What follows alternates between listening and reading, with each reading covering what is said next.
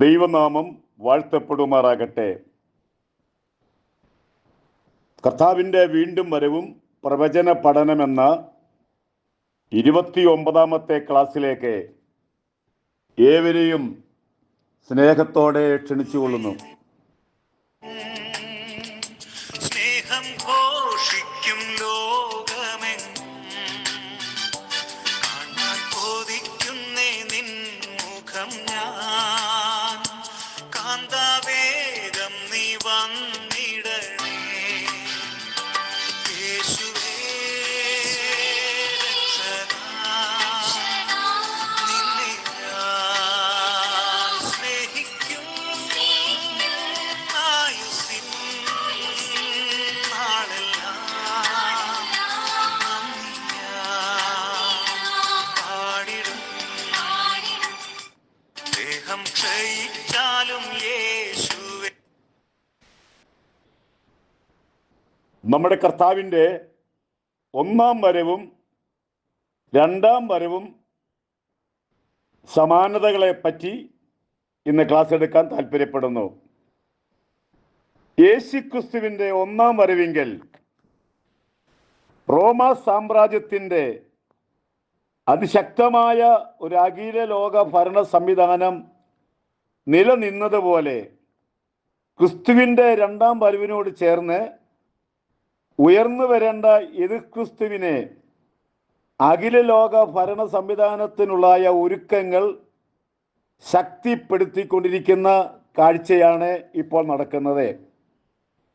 ക്രിസ്തുവിൻ്റെ വരവിൻ്റെ സമയത്ത് റോമൻ ഭരണകൂടം മെച്ചമായ റോഡുകളും യാത്രാ സൗകര്യങ്ങളും പ്രജകൾക്ക് പ്രദാനം ചെയ്തിരുന്നത് പോലെ ക്രിസ്തുവിൻ്റെ രണ്ടാം വരവിനോട് ഏറ്റവും അടുത്ത ഇക്കാലത്തെ ഏറ്റവും മെച്ചമായ റോഡുകൾ, റെയിൽവേ, ജലം, വായു യാത്രാ സംവിധാനങ്ങൾ ലോകത്തെ എല്ലായിടത്തുമുണ്ട്.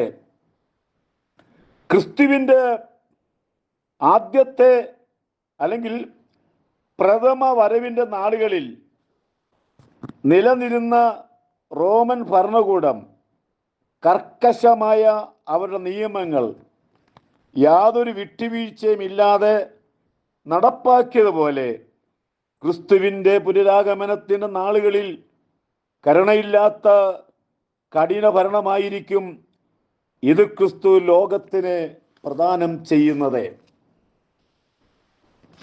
ക്രിസ്തുവിൻ്റെ ആദ്യ വരവിങ്കൽ അന്നത്തെ യഹൂദന്മാർ ഭൂരിഭാഗവും കപടഭക്തരായിരുന്നത് പോലെ ക്രിസ്തുവിൻ്റെ രണ്ടാം വരവ് അടുത്ത ഇക്കാലത്തെ ക്രൈസ്തവ ലോകവും കപടഭക്തരാൽ നിറഞ്ഞിരിക്കുന്ന ക്രിസ്ത്യാനികൾ വീണ്ടും ജന്മം പ്രാപിച്ചവർ വളരെ കുറച്ചുപേർ മാത്രമാണ്.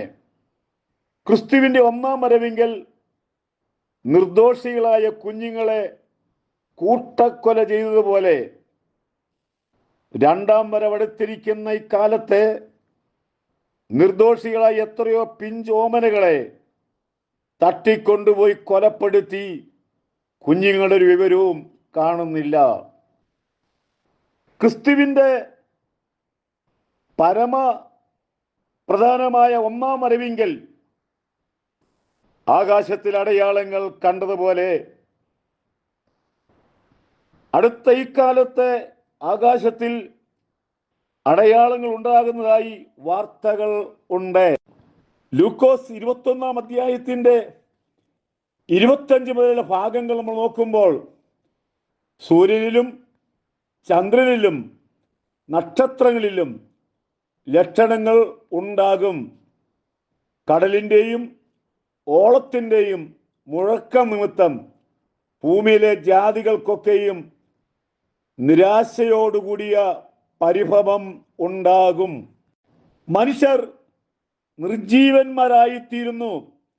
അത് അറ്റാക്ക് അല്ലെങ്കിൽ ഹാർട്ട് അറ്റാക്ക് എന്നാണ് പറയുന്നത്. ഇതുപോലെ ഹാർട്ട് അറ്റാക്കാൽ മരണപ്പെടുന്നവരുടെ എണ്ണം വളരെ വർദ്ധിച്ചുകൊണ്ടിരിക്കുന്നു.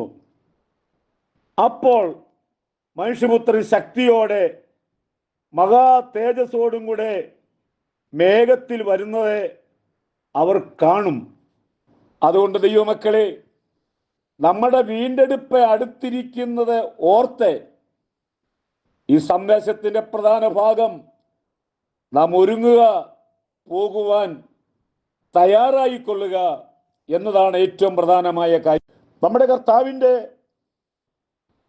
ഒന്നാം വരവിങ്കൽ മശിയയെക്കുറിച്ച് അറിവ് ലഭിച്ചിരുന്നതായ യഹൂദ സമൂഹം പൊതുവെ ദൈവ വഴി വിട്ട് നടന്നിരുന്ന പ്രകാരം രണ്ടാം വരവ് അടുത്തിരിക്കുന്ന ഈ കാലത്തെ ക്രിസ്തുവിനെ കുറിച്ചുള്ള അറിവുള്ളവരായ അനവധി ക്രിസ്ത്യാനികൾ എന്ന് പേരുള്ള പലരും ദൈവ വഴിയിൽ നിന്നും വളരെ അകലത്തിലാണ് എന്ന് ഓർത്തുകൊള്ളുക. നമ്മുടെ കർത്താവിൻ്റെ ഒന്നാമത്തെ വരവിൽ ആദ്യത്തെ വരവിൽ സമയത്തെ മശിയായിക്ക് വേണ്ടി കാത്തിരുന്ന ഭക്തന്മാരായ ഒരു വലിയ കൂട്ടം ജനം അന്നുണ്ടായിരുന്നു.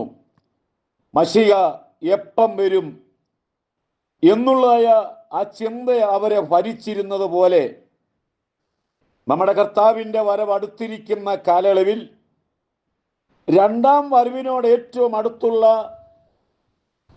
നാളുകളിൽ വളരെ ഭക്തിയോടും ക്രിസ്തുവിൻ്റെ രണ്ടാം വരവിനായി നോക്കി പാർക്കുന്ന വലിയൊരു കൂട്ടം ലോകത്തിലെ എവിടെയുണ്ട്.